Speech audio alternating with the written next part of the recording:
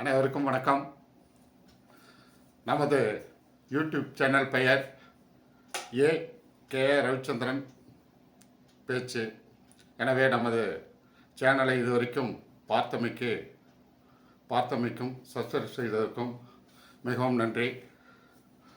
மேலும் நம்முடைய முந்தைய காணொளிகளை கண்டால்தான் நீங்கள் இது நன்றாக புரியும்.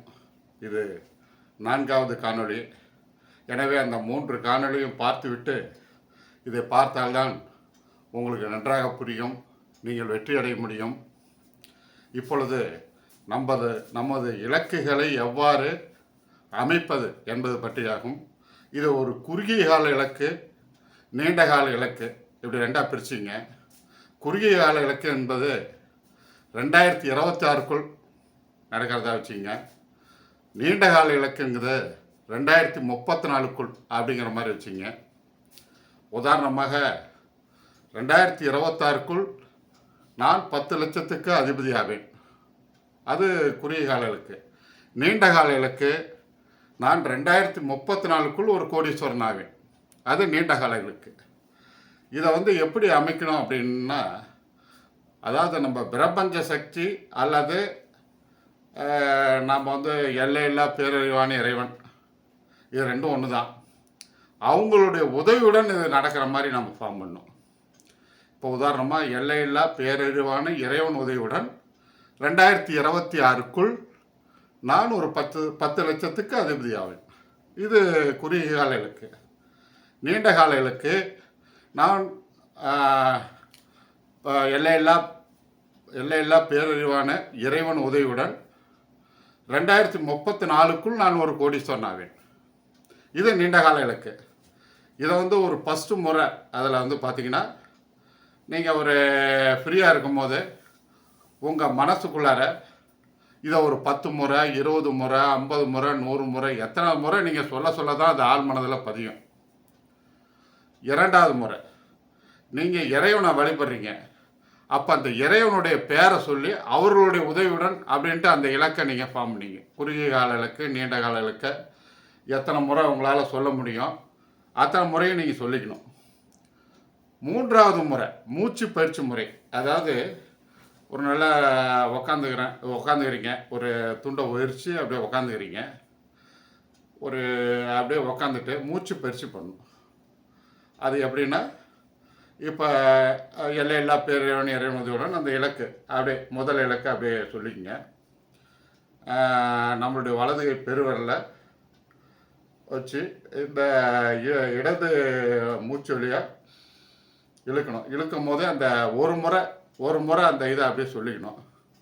அப்படியே வச்சுட்டு இந்த இடத்துல அப்படியே நிறுத்திக்கணும். அந்த மூச்சை நிறுத்தி அப்படியே அந்த 6 முறை நீங்கள் அந்த இலக்கை சொல்லணும்.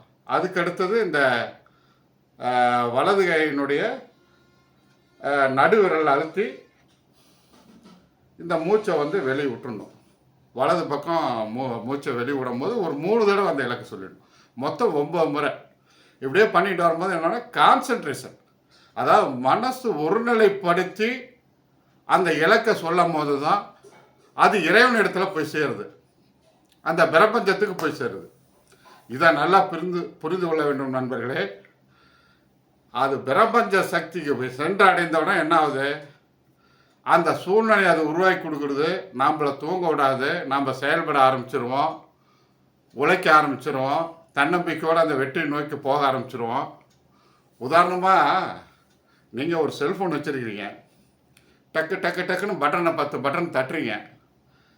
தட்டணுன்னு எப்படி அங்கே போய் சேருது, உரிய நபர்கிட்ட போய் சேருது, நீங்களும் அவரும் பேசிக்கிறீங்க இல்லைங்களா, இது காற்று வழியாக தான் போகுது. அதே மாதிரி தான் உங்கள் இலக்குகளை நீங்கள் ஆள் மனதில் பதிய வச்சுட்டோன்னே அது பிரபஞ்ச சக்திக்கு போய் அந்த பிரபஞ்ச சக்தி உங்கள் சூழ்நிலை உருவாக்கி கொடுக்குது. இது முற்றிலும் உண்மை. அனைத்து பல்கலைக்கழகம், இந்தியா, ஜப்பானு, அமெரிக்கா, எல்லா பல்கலைக்கழகத்தினாலும் இது நிரூபிக்கப்பட்ட வெற்றி முறை. இதை எல்லாமே ஒத்துக்கிட்டாங்க, சயின்டிஸ்ட் அத்தனை பேர் ஒத்துக்கிட்டாங்க. எனவே நீங்கள் மேலும் செல்வந்தராகணும். அதுக்கு உண்டான வழிமுறைகளை தான் நான் ஒவ்வொரு அத்தியாயத்திலும் சொல்லிட்டு வரேன். அதனால் நீங்கள் இதை கடைபிடிச்சிங்கனாவே நீங்கள் வளர்ச்சி அடைஞ்சிட முடியும். மேலும் மேலும் அதாவது உங்களுடைய உழைக்க வைக்கணும். ஒரு 8 மணி நேரம் உங்களை உழைக்க வைக்கும் அந்த இலக்கு. நீங்கள் இந்த டைமில் ஒரு 3 மணி நேரம் 4 மணி நேரம் வேலை செஞ்சீங்கன்னா இன்னும் ஒரு 5 மணி நேரம் கூடுதலாக பண்ணுவீங்க. இன்னும் பணம் தேவைப்படுனா இன்னும் ஒரு 2 மணி நேரம், ஒரு நாளைக்கு 12 13 மணி நேரம் 15 மணி நேரம் கூட உழைக்கலாம். அது உங்களுடைய விருப்பம். மினிமம் 8 மணி நேரம் உழைக்கணும்.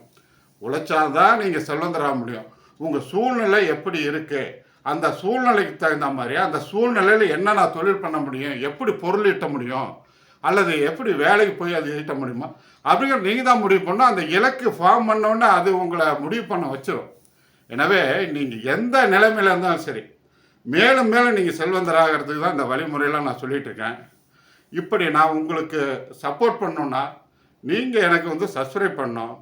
உங்கள் ரிலேட்டிவ்ஸில் ஃப்ரெண்ட்ஸுங்களுக்கு ஷேர் பண்ணி அவங்களையும் சப்ஸ்கிரைப் பண்ண வச்சிங்கன்னா மேலும் மேலும் என்னை ஊக்குவிக்கிற மாதிரி இருக்கும்.